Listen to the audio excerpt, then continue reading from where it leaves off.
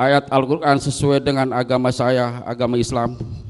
Wa aqimul wasna bil qisti wala tu'asri mizan. Karena yang saya pahami majelis hakim yang mulia adalah wakil Tuhan di dunia ini. Kuat Ma'ruf bersumpah dengan ayat Al-Quran tidak ada niatan di dalam dirinya untuk menghabisi nyawa Yosua. Misteri makna behind the scenes video klip Nah, memiliki tapi tetap sopan. Hai, apa kabar? Kembali lagi di Let's Go. Apa kabar kalian semua? Semoga kalian baik-baik aja. Sidang kasus Brigadir Yosua yang sekarang ini pledoi pembelaan dari KM. Dia menyatakan banyak hal dan bersumpah dia tuh nggak tahu dan tidak terlibat dalam pembunuhan berencana ini. Emang kayak gitu ya? Di sini dia menceritakan bahwa yang mulia, tapi pakai baca buku ya. Karena otaknya kan di bawah rata-rata umur seusianya. Takut nggak mempan gitu. Jadi dia bacain bahwa saya tidak mengetahui apa yang akan terjadi sama Yosua. Kenapa saya bisa masuk ke dalam pasal tindakan pembunuhan berencana. Banyak banget yang bilang bahwa saya ikut bersekongkol sama FS untuk menghabisi Yosua. Padahal enggak. Saya itu nggak tahu resiko dan dampak yang terjadi sama Yosua alias meninggal dunia, gitu dia bilang. Dia juga bilang, saya selalu dituduh. Kenapa? Karena saya menutup pintu dan mematikan lampu.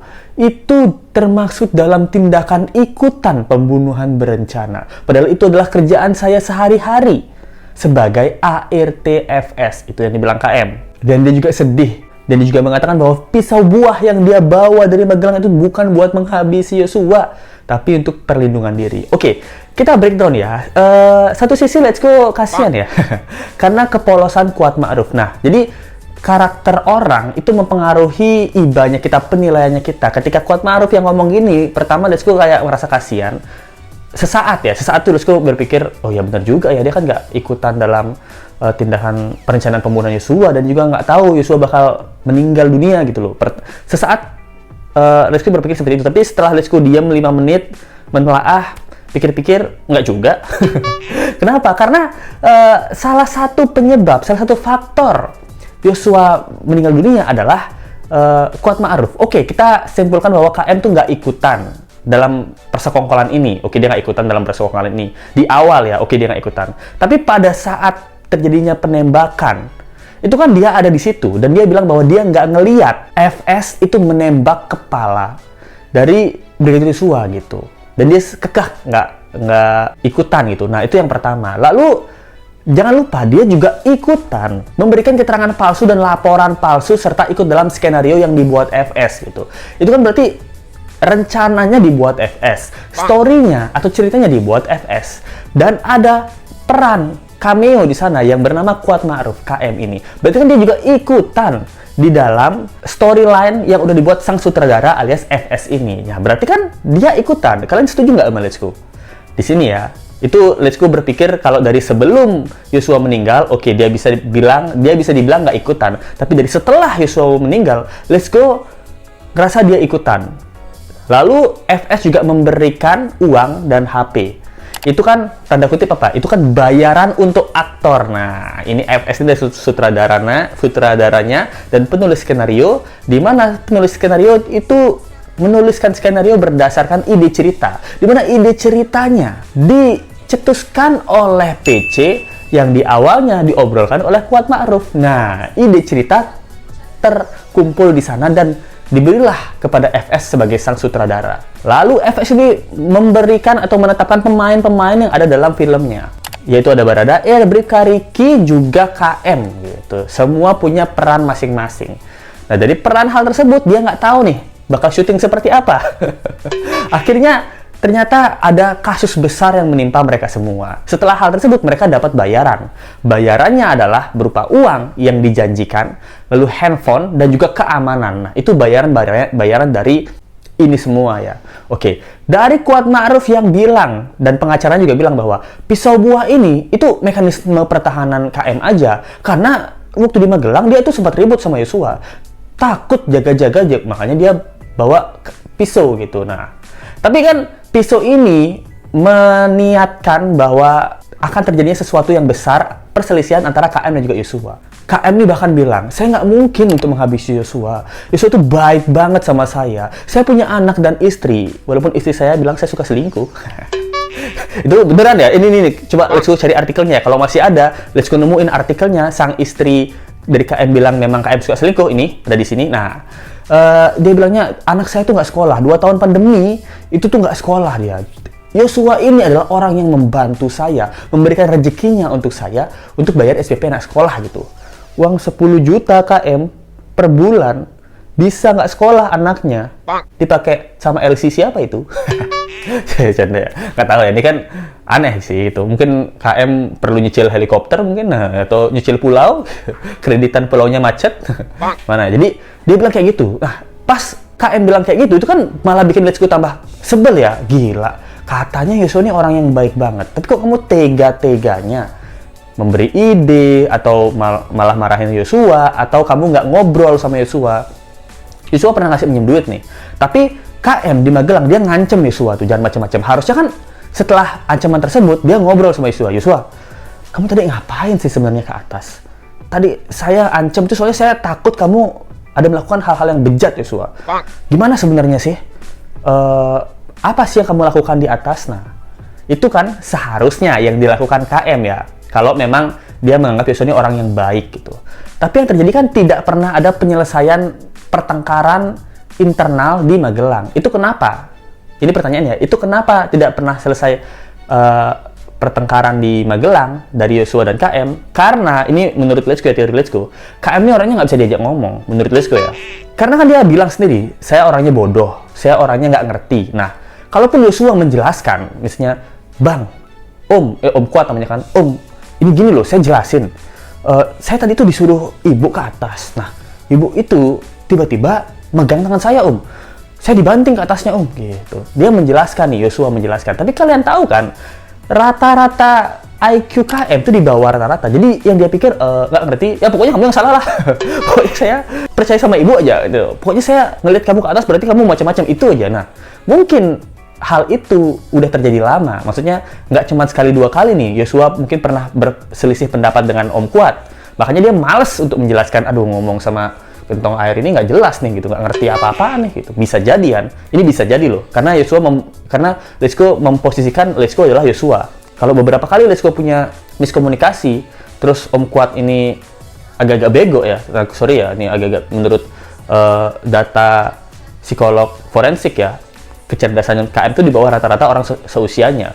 Komunikasi kan bukan menjadi senjata utama untuk perdamaian, malah bisa membuat KM ini lebih berprasangka buruk gitu. Nah, itu sih yang Let's Go pikirkan ya. Kemudian dia juga bilang di media sosial sana, saya dituduh berselingkuh sama Ibu PC. Gitu. Saya nggak selingkuh loh, cuman saling cinta aja. Istri, canda ya. Habis ini ya, media sosial banyak yang bilang gitu sih. Jadi kan kalau seperti itu, Ibu PC kan nggak bisa menjelaskan waktu ke lantai 3 dia sama KM ngapain aja nih, ngapain aja gitu, dia nggak ingat. Nah, coba sekarang ditanya ke KM waktu ke lantai 3 sama PC ngapain aja. Waktu dilihatkan videonya, KM itu juga pernah bilang ya di persidangan, kalau kalian masih ingat, dia bilang, oh saya baru ingat tuh saya naik ke lantai 3. Makasih Pak Hakim, gara-gara Bapak saya udah diingatkan naik ke lantai 3 barengan Ibu PC. Nah, ini kan kenapa dua-duanya nih kompak itu bilang nggak inget gitu. Kalau yang lain-lain inget, kalau yang tentang permasalahan Yosua ini nggak inget gitu. Ini kompak banget nih PC sama KM ini. Pas ke lantai 3, dua-duanya nggak ada yang inget loh. Apa? Kalian ngapain nih sampai lupa daratan? Apa yang membuat cewek dan cowok nggak ingat kejadian yang mereka alami? Apa? Ayo, apa dong? Nggak tahu ya, mungkin kecapean atau kesenangan, nggak tahu nih. Nggak tahu, ini kan kecurigaan ya. Terus ditanya dua-duanya nggak ingat gitu. Dan terakhir, ini KM ini mengutarakan ayat Al-Quran yang seperti ini. Sebelum saya akhiri, saya mohon maaf sebelumnya yang mulia. Saya ingin mengutip ayat Al-Quran sesuai dengan agama saya, agama Islam. Surah Ar-Rahman ayat 9. Wa aqimul wasna bil qisti wala tu'asri mizan. Semoga majelis hakim yang terhormat dapat berlaku dengan seadil-adilnya Karena yang saya pahami majelis hakim yang mulia adalah wakil Tuhan di dunia ini dalam memutuskan perkara akan mempengaruhi hidup seseorang. Seperti itu ya. Jadi kayak memberikan statement ke hakim, janganlah memberikan hukuman saya terlalu berat gitu. Bodoh amat. Di awal kamu udah disumpah KM. Pada persidangan awal, ini ya semua orang yang di FS ini udah disumpah di awal loh. Awal persidangan paling pertama. Sebelum mereka jujur semuanya ya, udah disumpah di atas Al-Quran. Apakah kalian berkata jujur di awal? Enggak. Jadi jangan menggunakan Tuhanmu untuk untuk selamatkan dirimu sendiri gitu. Padahal kamu pun melakukan hal tersebut, kamu pun mengkhianati Tuhanmu gitu. Di awal kamu udah disumpah di atas Al-Quran, tapi kamu still berbohong, masih berbohong gitu. KM bilang, saya dimanfaatkan oleh penyidik Richard Eliezer gitu, karena supaya mengikuti apa yang mereka inginkan. Ini ya KM ya, berdebah. Sekarang saya harus memberikan kata-kata berdebah buat kamu.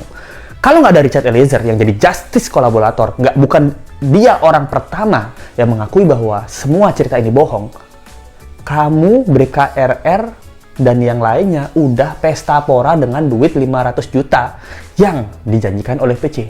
Kamu udah main HP nih, udah main HP di sofa nih. Nah, kamu udah ke lantai 3 lagi nih sama ibu. Main HP bareng. Nah, itu kayak gitu. Jadi Eliezer ini menurut Lesko memang orang yang harusnya dibalik ya. Menurut Lesko sih ya, hukuman yang tepat untuk Eliezer adalah 5 tahun, 4-5 tahun, atau maksimal 7-8 tahun. Itu udah maksimal banget nih kalau dikehendaki oleh keluarga Brigadir Yosua ya. Malah yang harusnya 12 tahun itu udah BKRR. 12 tahun kita udah mulai ikhlas nih. Kalau 12 tahun ini BKRR dan juga KM. Itu kita udah mulai ikhlas. Oke lah 12 tahun nggak apa-apa. PC kita harus minimal 20 tahun atau seumur hidup. Itu yang idealnya menurut kita ya, menurut Litsko juga. Karena KM ini tidak ada andil di awal untuk membongkar pembunuhan yang terjadi. Nah, di awal Richard Eliezer adalah tumbal. Setelah tumbal, dia menjadi justice kolaborator. Dan dia mengungkapkan orang-orang yang terlibat sekarang ini, bahkan Jenderal Kadif Propam, itu menjadi tersangka dan terdakwa pembunuhan. Jasa Eliezer adalah besar. Jasa Kuat Ma'ruf adalah ngeribetin penjara, makanan dihabisin banyak. Canda ya. Nanti kan diet, pasti kurus kan. Gitu. Jadi, ini nih, maksudnya kamu jangan beranggapan bahwa gara-gara Richard Eliezer nih, gara-gara penyidik, kita ngikutin omongan penyidik, gara-gara omongan Richard Eliezer, saya dapat hukuman 8 tahun, saya nggak terima gitu. Padahal Richard Eliezer lah yang membongkar ini semua. Kalau di awal kamu lihat Richard Eliezer sudah mulai membongkar, terus kamu langsung ikutan aja, oke, Pak, saya mau seperti Richard Eliezer, saya akan bantu Richard sebaik-baiknya. Terus kamu ngobrol sama Richard, Chat, saya mau bantu kamu 100% Chat. Apa aja yang fakta kamu punya dan fakta yang saya punya waktu di Magelang. Nah, waktu di Magelang saya punya fakta ini Chat, ini kan kamu nggak ada di Magelang nih. Saya yang lihat Yosua, saya ada faktanya ini Chat gitu. Kamu ada apa Chat? Ada ini. Oke, kita gabungin aja Chat. Kita udah dimanfaatin sama FS Chat. Ini nggak bisa diterima. Kita harus sikat FS karena dia udah memanfaatkan kita. Itu yang harus dilakukan kamu KM. Tapi Richard sendirian melawan Avenger-nya FS gitu.